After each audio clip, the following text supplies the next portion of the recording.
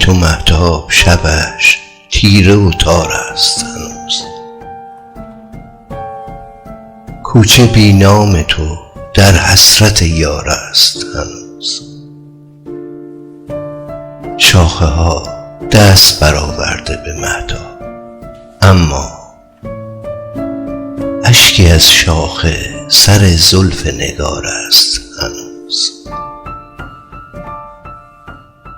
در نهان خانه شعرت که گل عشق دهد، عطر صد خاطره در ذهن حصار است هنوز.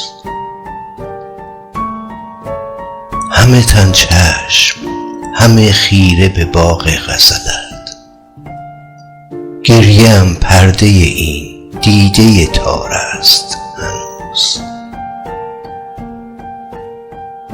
شوق دیدار تو بود هر نفسی آمالم، دوریت دغدغه این دل زار است هنوز. عاشقان مست و خرابند ز حرم سخنت، وه چه سرها که چو منصور به دار است هنوز.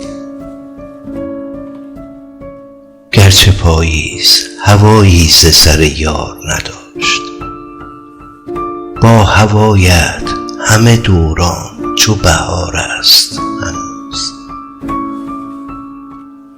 یادگار شب تنهایی و چشمان ترم،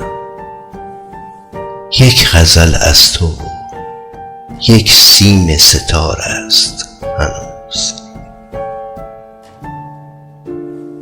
یادگار شب تنهایی و چشمان ترم، یک